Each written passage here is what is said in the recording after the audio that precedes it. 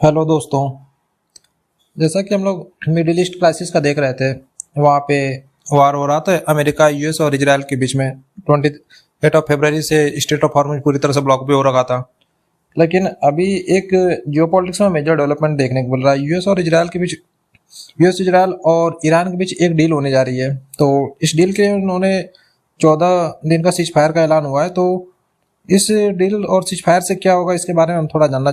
सबसे पहले हम बात करते हैं कि आखिर इस जो सीज फायर हुआ है इसका एग्जैक्ट टर्म्स क्या है और इस पर किसने क्या कहा। जैसे कि यूएस के साइड ने क्या कहा, ईरान साइड ने क्या कहा, या पाकिस्तान या इजराइल की साइड से क्या हमें मेजर रिस्पांस देखने को मिल रहा है। तो इसके रिस्पांस में ट्रंप ने अपने ट्रूथ सोशल पे एक पोस्ट लिखा। उस पोस्ट में उन्होंने कहा कि पाकिस्तान के पीएम शहबाज शरीफ और फील्ड मार्शल आसिम मुनीर के साथ बात करने के बाद ईरान की स्टेट ऑफ हार्मुज के कंप्लीट इमीडिएट और सेफ री ओपनिंग का सब्जेक्ट पर 2 हफ्ते के लिए ईरान पर बॉम्बिंग सस्पेंड करने का फैसला लिया गया। ये डबल साइडेड सीज फायर है और हमने अपने सारे मिलिट्री ऑब्जेक्टिव्स अचीव कर लिए हैं और एक्सीड भी कर लिया है। अब हम थोड़ा ईरान का भी साइड देख लेते हैं। तो इस पर ईरान के फॉरेन मिनिस्टर अराक्ची ने जो बोला कि उन्होंने कहा कि 2 हफ्ते के लिए स्ट्रेट ऑफ हॉर्मुज का सेफ पैसेज पॉसिबल होगा और ईरान की आर्म्ड फोर्सेस की कोऑर्डिनेशन के जरिए और टेक्निकल टर्म्स के लिमिटेशन में को ध्यान में रखते हुए ही पॉसिबल है। तो यहाँ हमारा एक पहला कॉन्ट्राडिक्शन मिल रहा है। जैसे कि ईरान के सुप्रीम नेशनल काउंसिल के स्टेटमेंट के मुताबिक डील में सिर्फ स्टेट ऑफ हॉर्मुज पे ईरान को कंटिन्यूड कंट्रोल है। व्हाइट हाउस ने लेकिन इस क्लेम पर कोई जवाब नहीं दिया। आखिर हम अगर यहाँ ध्यान दें तो ट्रम्प चाहते क्या थे कि complete immediate safe reopening of state of Hormuz, but Iran ने कोऑर्डिनेशन के जरिए टेक्निकल लिमिटेशन के साथ और स्टेट ऑफ हॉर्मुज पर अपना पूरा कंट्रोल रखते हुए हमें रीओपनिंग दिया। तो दोनों ने अलग अलग डील अनाउंस की। ये हमारा एक पहला रेड फ्लैग है जो डील के साथ कॉन्ट्राडिक्टरी हो सकता है। अगर हम बात करें रियल विनर की तो इसमें हम पाकिस्तान को बोल सकते हैं, यूएस, ईरान, इजराइल और पाकिस्तान के बीच में। क्योंकि पाकिस्तान के पीएम शहबाज शरीफ ने अपने एक्स पर लिखा कि मुझे अनाउंस करने में बहुत खुशी हो रही है कि इस्लामिक रिपब्लिक ऑफ ईरान और यूनाइटेड स्टेट ऑफ अमेरिका अपने इलाज के साथ एक इमीडिएट सीज फायर पर राजी हो गए हैं, हर जगह लेबनान और एल्सवेयर भी। उन्होंने दोनों देशों के डेलीगेशन को 10 अप्रैल 2026 को इस्लामाबाद में आने का इन्विटेशन भी दिया। तो पाकिस्तान ने जो आज शिप किया वो एक्स्ट्रा ऑर्डिनरी है। ये एक्स्ट्रा ऑर्डिनरी उन्हें कुछ फैक्टर है, जैसे कि जो कंट्री आईएमएफ से लोन ले रहा है वो ग्लोबल मीडिएटर बन गया। ट्रंप ने पर्सनली हाईली रिस्पेक्टेड मैन कहा। उसके बाद फील्ड मार्शल आसिम मुनीर रात भर अमेरिका के वाइस प्रेसिडेंट वेंस से रात भर बात करते रहे। इस्लामाबाद टॉक्स का होस्ट बन गया और यूएस और ईरान दोनों के लिए ट्रस्टेड चैनल बनकर भर गया पाकिस्तान। तो पाकिस्तान के स्ट्रेटेजिक कैलकुलेशन का थोड़ा बात करते हैं। जैसे कि इसका गल्फ कंट्री से रिलेशन इंप्रूव होगा, ईरान गैस पाइपलाइन का रास्ता खुलेगा, सीपेक का प्रोटेक्शन मिल जाएगी और चाइना इससे सबसे ज़्यादा खुश हुआ और आईएमएफ से रिस्पॉन्सिबल स्टेट की इमेज भी पाकिस्तान की थोड़ी बन जाएगी। तो अगर हम जियो पॉलिटिक्स में पाकिस्तान के पर्सपेक्टिव से देखें तो इनका लास्ट 20 ईयर्स का सबसे बड़ा डिप्लोमेटिक विन हो सकता है। ये जो सीज फायर हुआ है इस पर हम थोड़ा क्रिटिकल एनालिसिस करते हैं। तो मैंने इस पर 7 मेजर प्रॉब्लम्स को आइडेंटिफाई किया। जैसे कि प्रॉब्लम नंबर 1 हमारा था कि missile after cease fire 8 PM पर इफेक्टिव हुआ, लेकिन सीज फायर के बाद भी ईरान की तरफ से इजराइल और गल्फ कंट्रीज पर मिसाइल फायर किए जा रहे हैं और ड्रोन भी अटैक हो रहा है। तो ये सीज फायर का पहला वायलेशन हमें दिख रहा है। अब हम प्रॉब्लम 2 की बात करें तो ईरान ने विक्ट्री क्लेम किया है। ईरान के जो सुप्रीम नेशनल सिक्योरिटी काउंसिल ने सीज फायर एक्सेप्ट करने के साथ ही अपना विक्ट्री क्लेम भी कर दिया और उन्होंने कहा कि जैसे कि हमारा जो भी वॉर ऑब्जेक्टिव्स था वो सब हमने हासिल कर लिया। और साथ ही ये सीज फायर की डील जो हो रही है ट्रंप और ईरान के बीच, तो इसमें जो ईरान का 10 पॉइंट एजेंडा है वो भी शामिल है। जैसे कि इसमें सैंक्शन लिफ्टिंग है, रिकंस्ट्रक्शन सपोर्ट है, ईरान का हॉर्मुज कंट्रोल, यूएस फोर्सेस का गल्फ से विड्रॉल और एक्सिस ऑफ रेजिस्टेंस के खिलाफ जो वार है उसको एंड करना। अगर ईरान विक्ट्री क्लेम कर रहा है तो अमेरिका ने एग्जैक्टली क्या जीता? आखिर सबसे बड़ी बात तो यही है।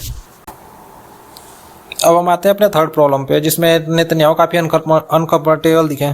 तो नेतन्याहू सऊदी अरेबिया के लीडर्स, यूएई के लीडर्स और सेनेटर लिंडसे ग्राहम जो ट्रम्प के पॉलिटिकल एलाइज और अदर लोगों ने भी जैसे कहा कि कोई प्रपोजल तब तक मत मानो जब तक ईरान मेजर कंसेशन ना करे, लेकिन यहाँ पे डील हो रही है।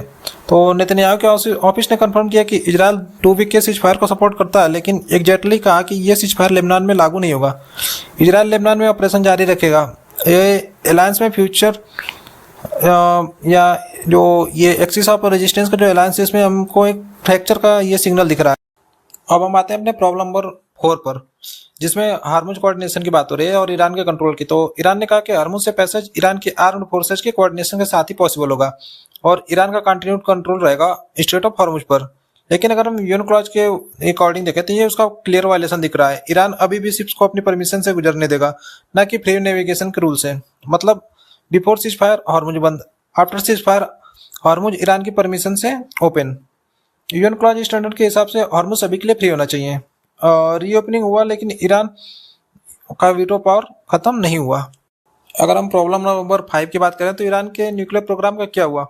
फॉक्स न्यूज के एनालिसिस के मुताबिक हम देखें तो ईरान के पास मार्च 2026 तक इंटेलिजेंस असेसमेंट के हिसाब से 450 किलो से अधिक 60% इनरिच्ड यूरेनियम था, जो 9 से 11 न्यूक्लियर वेपन्स बनाने के लिए इनफ था, और इसका ब्रेकआउट टाइम कुछ दिन में ही था।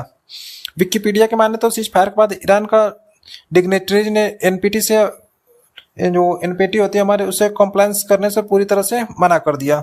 और ईरान के फॉरेन मिनिस्टर अराक्ची और दूसरे ऑफिशियल्स ने सिग्नल दिया है कि ईरान एनपीटी से कंप्लाई करना बंद कर सकता है। वार का प्राइमरी जो हमारे स्टेटेड ऑब्जेक्टिव था ईरान को न्यूक्लियर वेपन से रोकना, लेकिन इस 2 हफ्ते की सीज फायर के डील में न्यूक्लियर प्रोग्राम पर डिस्कशन होगा या नहीं होगा, इसकी कोई गारंटी नहीं है। अब हम आते हैं अपने 6वें पॉइंट पे, जिसमें ऑलमोस्ट ऑल पॉइंट्स एग्रीड है, लेकिन कौन से बिंदु एग्री हुए हैं इस पे बात करते हैं। तो ट्रंप ने कहा कि पास्ट कंटेंशन का लगभग सारे पॉइंट्स यूएस और ईरान के बीच एग्री हो चुके हैं। जब White House press secretary Karoline Leavitt से पूछा गया कि वर्केबल का क्या मतलब है, उन्होंने कहा प्रेसिडेंट ट्रंप के वर्ड्स वो खुद ही बोल रहे हैं। अमेरिका ने कॉन्क्रीटली क्या एग्री किया क्या नहीं किया ये कोई नहीं जानते, यानी यहाँ पे ट्रांसपेरेंसी कोई नहीं है, ना कोई ट्रांसपेरेंसी दिख रही है ना कोई अकाउंटेबिलिटी। अब हम प्रॉब्लम नंबर 7 की बात करें तो लेबनान डायमेंशन। पाकिस्तान के जैसे पीएम ने कहा कि सीज फायर लेबनान में भी एप्लीकेबल होगा, लेकिन नेतन्याहू ने डायरेक्टली डिनाई कर दिया। उनके ऑफिस ने बोला कि लेबनान में कोई भी सीज फायर एप्लीकेबल नहीं होगा, तो सिर्फ ईरान में कंप्लाई करेगा इजराइल। तो एक ही सीज फायर का अलग अलग वर्जन देखने को मिल रहा है। अमेरिका का वर्जन अलग है, ईरान वर्जन अलग है, इजराइल का अलग वर्जन है, पाकिस्तान का अलग वर्जन है। तो आखिर एक सीज फायर के एक ही वर्जन कैसे हो सकते हैं इतने सारे। अब हम बात करते हैं विनर लूजर स्कोर कार्ड की। तो पाकिस्तान को हम देखें तो एक क्लियर विनर की तरह दिख रहा है, क्योंकि ये ग्लोबल मीडिएटर बन गया, इस्लामाबाद टास्क होस्ट कर रहा है, और ट्रंप और ईरान दोनों का ट्रस्टेड पार्टनर बनकर इसमें पाकिस्तान स्ट्रेटेजिक एलायंस बनकर उभरा हुआ है। ईरान की बात करें तो टैक्टिकल विनर है, क्योंकि ईरान ने विक्ट्री क्लेम कर लिया, हॉर्मुज पर कंट्रोल अपना रिटेन कर लिया, सैंक्शन रिलीफ नेगोशिएट करेंगे, और वार कंटिन्यू नहीं हुआ। न्यूक्लियर प्रोग्राम पर इनका कोई अभी डिस्कशन नहीं हुआ।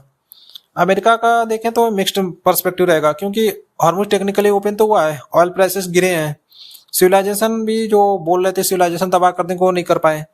ईरान का न्यूक्लियर प्रोग्राम पे कोई इंटेक्ट नहीं कर पाया।